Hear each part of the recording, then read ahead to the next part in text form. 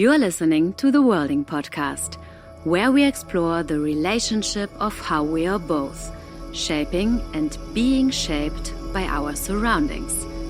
The podcast traces interconnections by inviting each episode's guest to pass on the mic to someone who has influenced their world. And now, here's your host, dance artist Renee Schadler. Hello friends.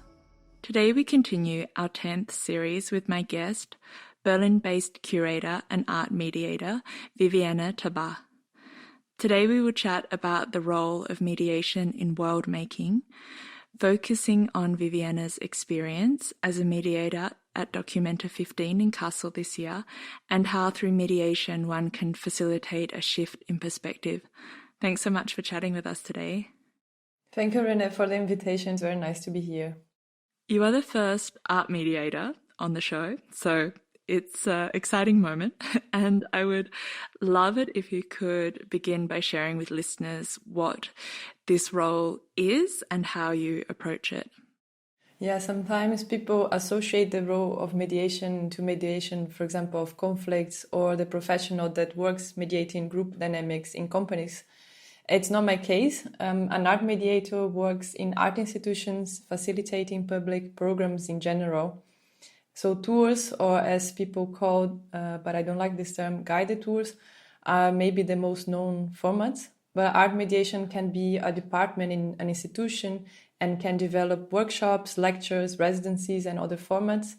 Nowadays, there are institutions that merge this role with the curatorial practice. In terms of worlding, as it's being talked about on this show as a practice of shaping and being shaped by our surroundings, I would be very interested to hear about how you're guiding human and non-human interconnections through these moments of connection with people coming to exhibitions. I know that your work is based on Brazilian philosopher and educator Paulo Freire, who founded critical pedagogy. And I'm curious how you're working with Paulo's approach in your mediation work. Yeah, Paulo Freire is an important figure not only in Brazil, but in many other countries. He was born in 1921 and passed away in 1997, just to contextualize. And he stated that when education is not liberating, the dream of the oppressed is to become the oppressor. So he was referring to an emancipation process through education. There is another phrase that he stated, that is, no one educates anyone, no one educates himself. Men educate one another with the mediation of the world. And that's how I matched the idea of worlding, because learning processes are about shaping and being shaped. So coming to the practice of art mediation, I seek to be porous to the visitors and to facilitate the creation of a collective body when I work with them. So it means I'm not the only channel of knowledge, but everyone is. So in a tour, the introduction in the group plays an important role for me, as I can listen to their names, I can listen to their expectations and any other relevant comment they want to share. It is important for themselves as well, as they can recognize themselves as a temporary group and exchanging this time. And also in the conclusion of this experience together, I include a time for a round of feedback where they share their impressions, feelings, thoughts. So the approach to the pieces of an exhibition changes accordingly to the nature of the pieces. But in general, I focus on elaborating questions that can encourage debates rather than giving them ready-made answers. I really enjoy this term, a collective body. It also resonates with me in terms of theatre spaces and people coming together to witness something as a group. How was that recently in Documenta 15, as I know you were offering tours in Spanish, Portuguese and English, so there were lots of international visitors from all over the world that were coming together to create temporary collective bodies for your tour. Yeah, it was a beautiful experience. There is one African proverb that I was constantly bringing to the tours, and that they say when you want to go fast, you go alone, but if you want to go further, you can go together. And in Documenta 15, the tours were named Walks and Stories, also because the curatorial decision was about to shed light not on theory mainly, but in storytelling. So I like to think this collective body as a way that we go slower in the exhibition and we go through this experience in walking together, but we go further in the discussion. Very nice. Unfortunately, I didn't attend Documenta this year, but there was a lot of feedback in the media about certain political statements that were made, perhaps intentionally or often, I think, unintentionally. And I was very interested in the Indonesian collective, Juan Grupa, who curated the exhibition, that their aim was really to champion community and tolerance, to use art to initiate a dialogue between the global South and the global North. I know it's a very big question, but do you feel that Juan Grupa achieved that in this year's Castle Documenta 15? I would say they did. Also, they built Documenta in a way that started in the preparation and continued afterwards. So Lumbung will continue, as they say. I see the 100 days of the exhibition as one of the parts of the whole project, and I really admire how Juan Grupa, so the curators of Documenta, planned the exhibition in a way they interfered in the institutional logic, so they shed light in the extractivism that exists in the art system and planned Documenta in a way they were able to share resources instead of making it concentrated in small groups, also creating a strategy to react to the art market, which was very, very clever. So they don't even use the term institutional critique, as Farid, one of the members of Juan Grupa, because they don't understand this as a critique, but as an alternative. So from this, we can understand how the projects they brought, coming mainly from the Global South, are bringing other ways of understanding art and collective practices. Also, they say that thinking collectives as an alternative to institutions. You mentioned also your experience of taking people through the exhibition slowly and going far. How was the experience being in such a contested exhibition and continuing to be alive to the situation and engaging in this practice of worlding and being present with the group and the exhibition? I would mention that our name as art mediator, we were Zobat Zobat. Zobat means friend in Indonesian. And all the time we were reflecting what it means to be a friend in an institutional context. So it was a very intense and enriching experience. I gave tours, I created digital programs, and I also co-edited a publication about the work we developed. And the name of the publication is Ever Being Friend-Zoned by an Institution.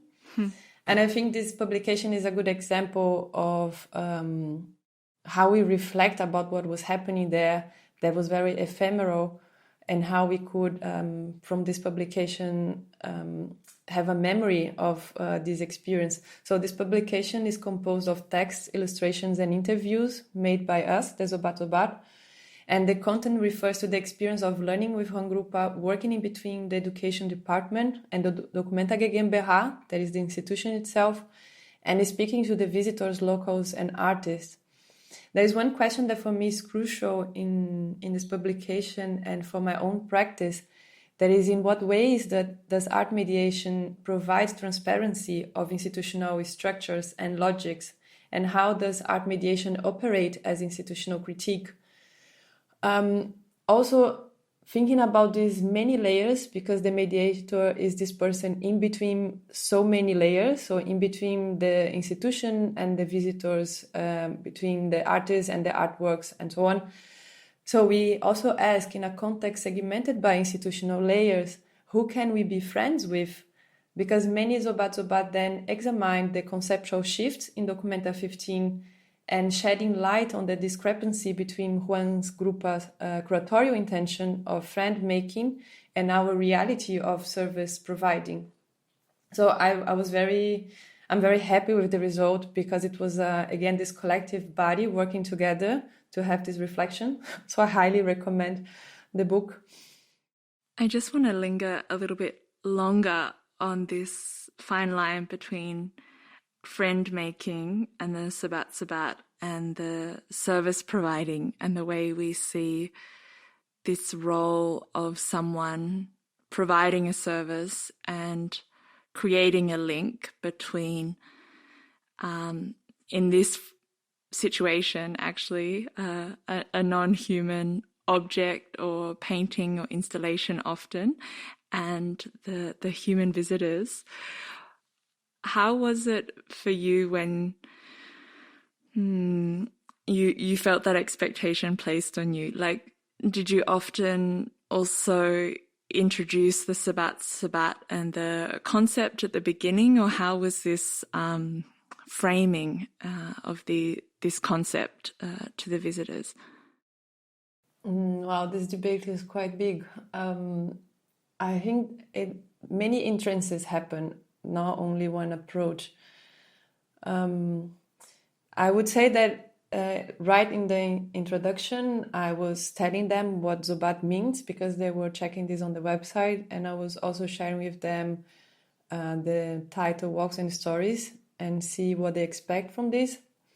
Also, this is another difference maybe between Global South and North, because at least in the context in German institutions, these, so to say, guided tours that you have, like this mediator going through the artworks and explaining, giving context, but not exactly reacting nor collecting how the visitors are perceiving this.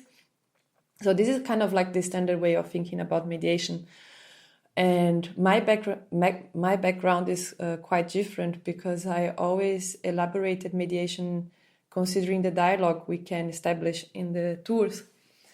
And I think from the idea of friend making and the idea of shifting the term guided tours to walks and stories, it became about it. So in our group, we discussed a lot about this, how people were doing this differently and how they were trying another method. In my case, I would say that the visitors reacted well to this, but many said, I never had a tour like this. Normally I have a person just talking and I'm just listening. There's one thing about also vanity with this, because you can have like this superstar just talking for 1 or 2 hours and then people clapping in the end. This is not what I want. I try to be like more a facilitator that almost disappears, but it's just like triggering and encouraging debate. And then I can feel that the group is talking and interacting. And it happened many times that you see that the group, that visitors came by themselves, they don't know each other. And then in the end, they become friends. And I think being or not friends in the beginning, like, just to have this word in this constellation became a goal.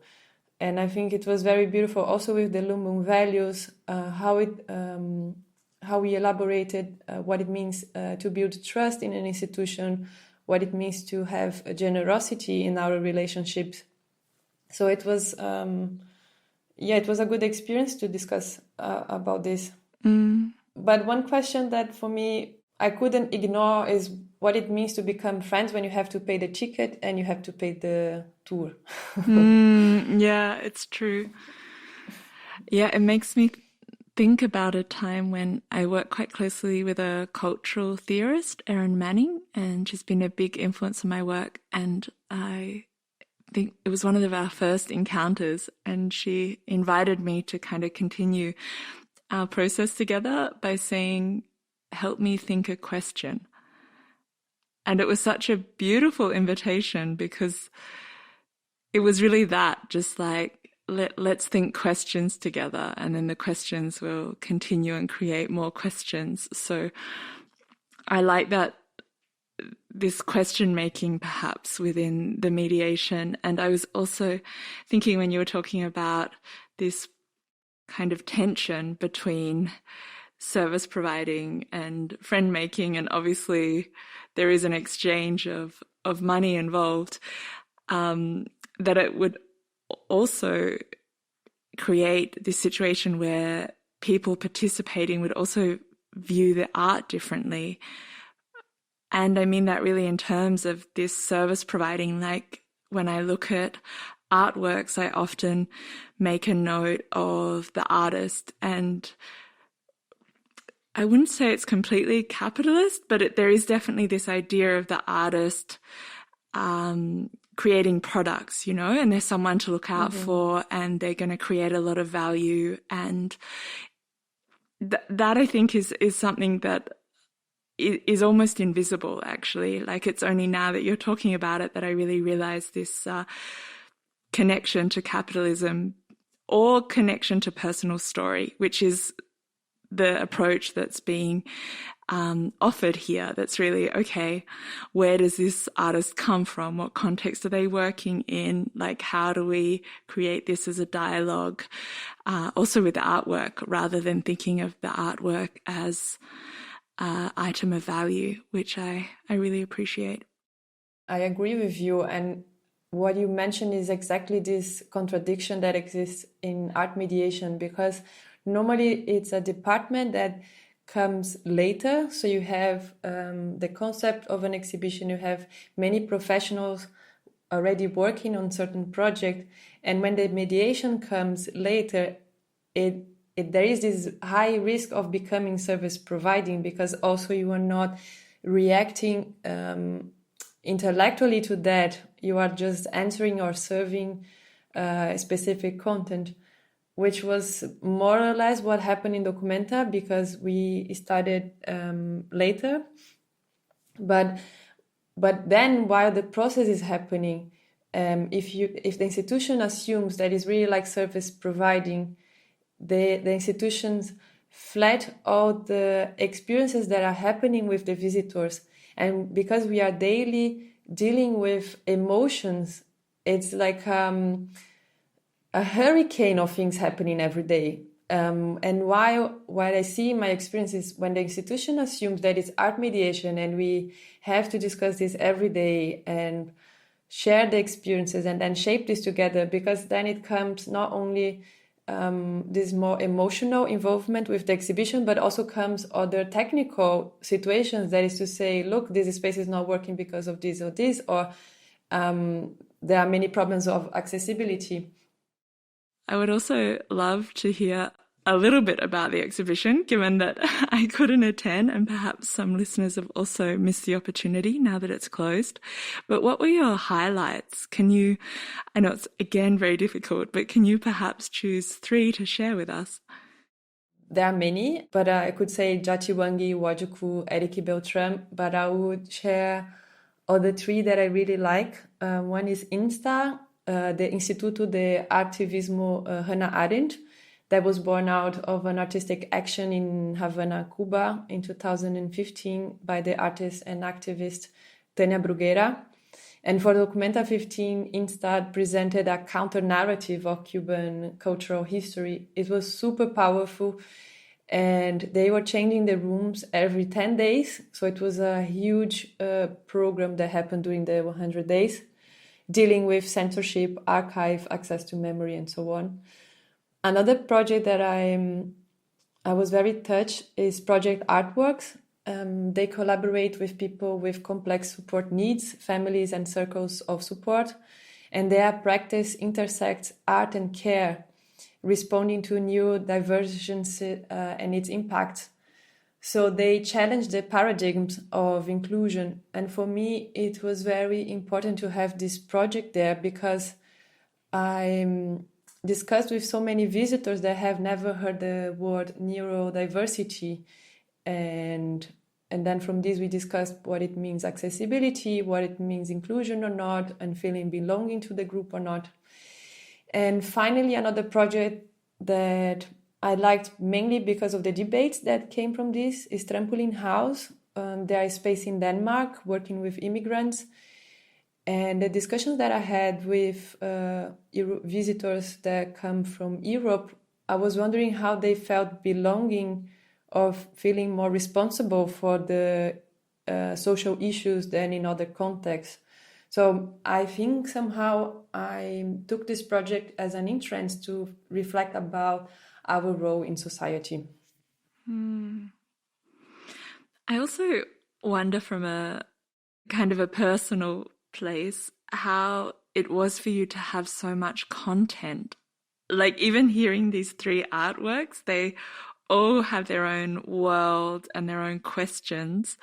And you were a part of that for 100 days. How was your, I want to say like de-rolling, how were you able to step out of the mediator role or just like sustain this over 100 days?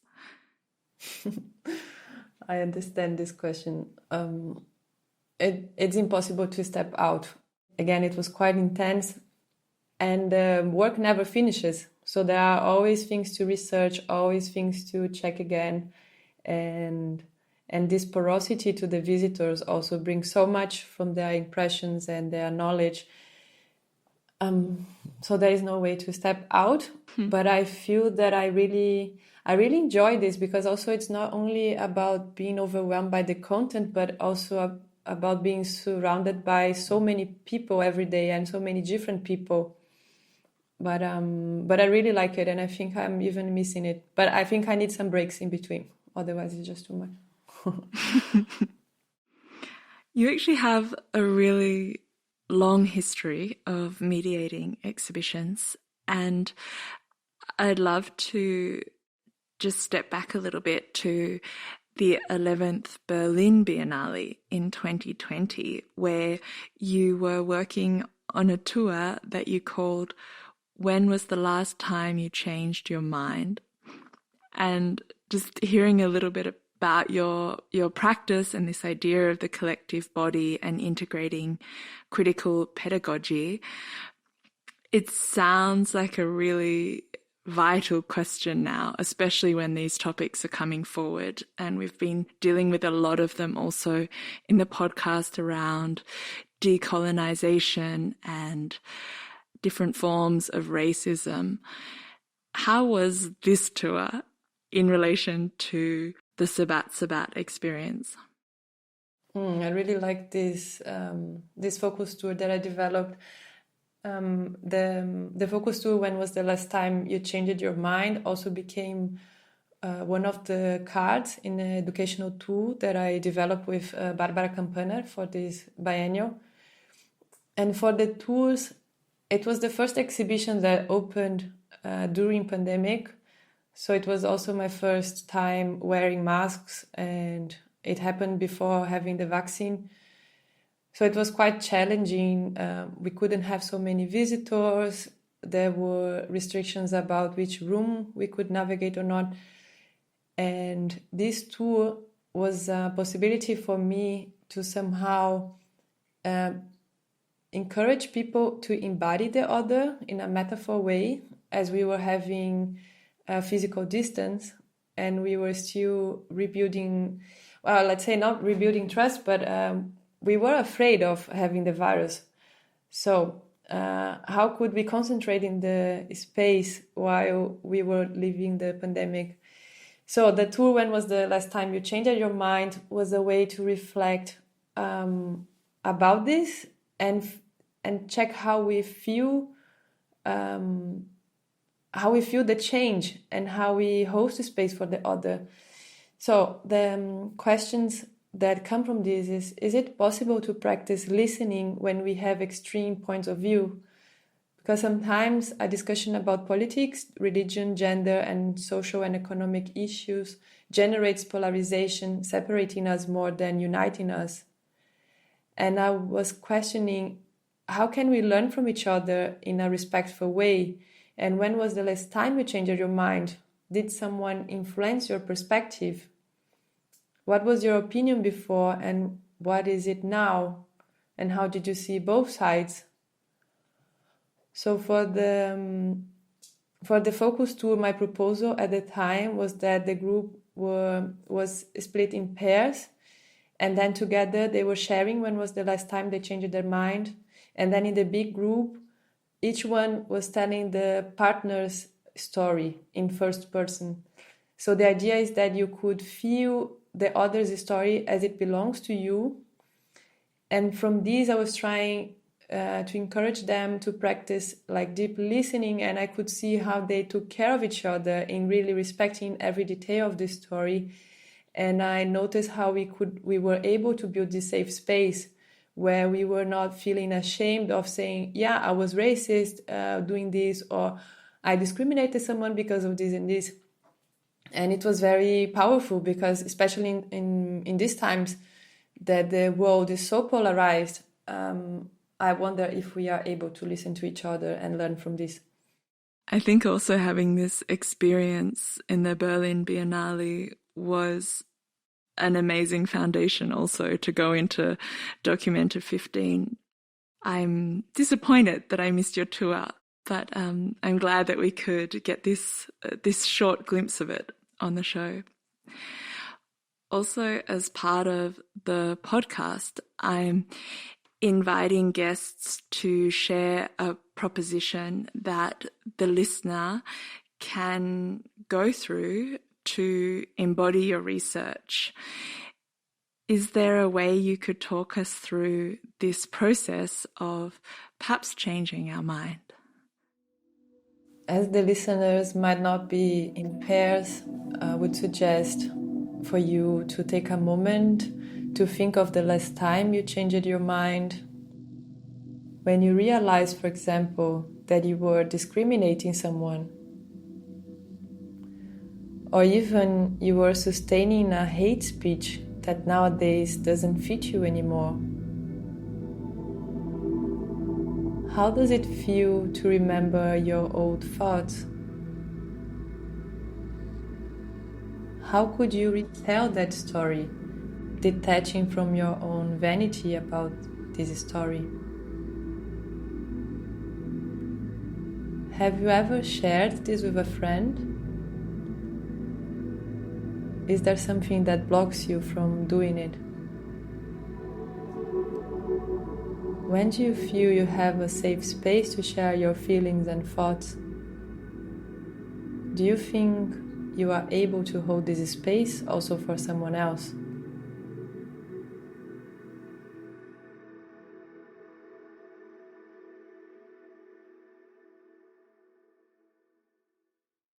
Thank you.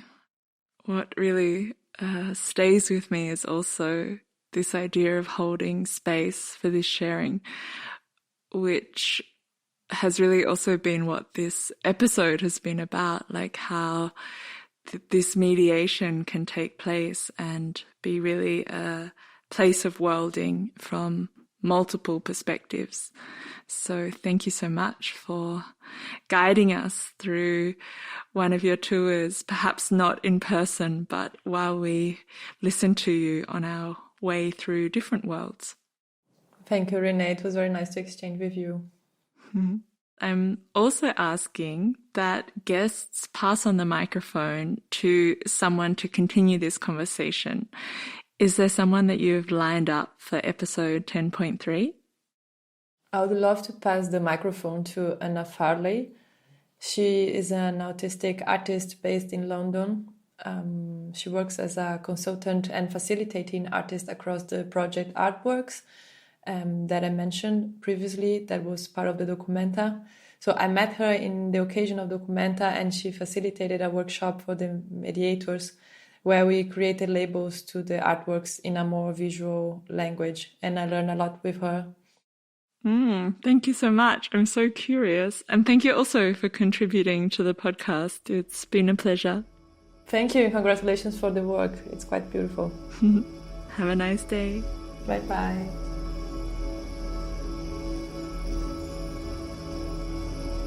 Thank you for listening to the Worlding Podcast. Gefördert durch die Beauftragte der Bundesregierung für Kultur und Medien im Programm Neustart Kultur. Hilfsprogramm des Tanzen des Dachverband Tanz Deutschland.